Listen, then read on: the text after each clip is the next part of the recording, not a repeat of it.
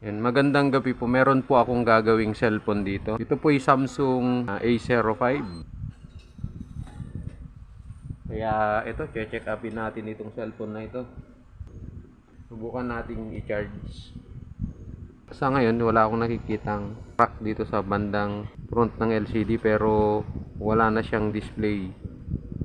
Ang sabi sa akin nung may-ari ay i-charge na raw po ito tapos natabig niya yung charger, nahulog po ito tapos na-blackout na siya. So i-check natin kung ano pong kung na-disconnect ba yung ano ng LCD doon sa kanyang motherboard. So bubuksan ko ito. Ano na, tatanggalin natin itong takip niya sa ibabaw.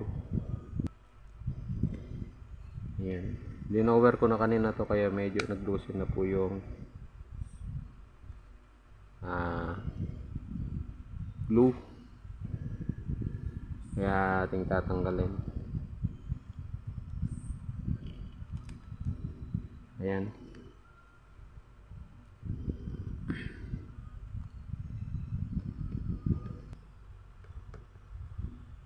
Kaya tanggalin natin itong mga screw.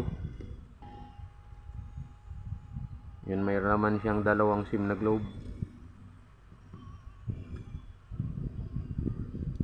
Tanggalin natin yung back housing niya. Yan.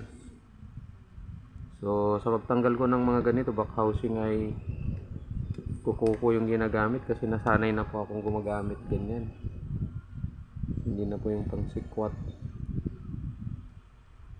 Kaya doon sa mga baguhan, huwag niyo pong gagayahin ito kasi masakit sa kuko. Dudugo yung inyong kuko pag tatanggal.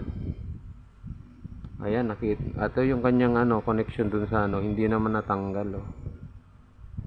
So, malamang na LCD po itong sira na itong cellphone niya. Itong natanggap na natin na ito.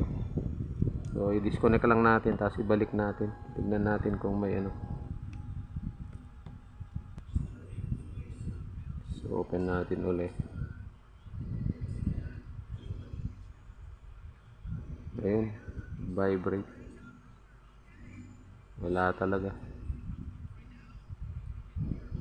So,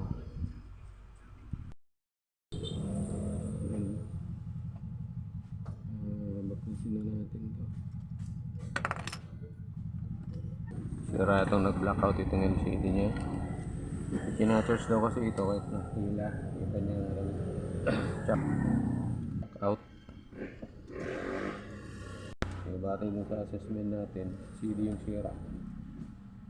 Kaya palitan natin yung LCD. Samahan nyo ako. Dinisconnect blower natin para malusan yung mga pandikit. Ayan, blower natin yung naririnig yung mga tunog. So automatic talaga ito yung LCD yung sira. Kalimitan kasi nasira ito kapag nababagsak.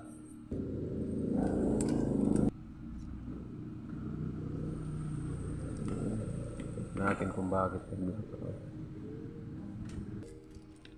ito yung bago nating binili. Sarap.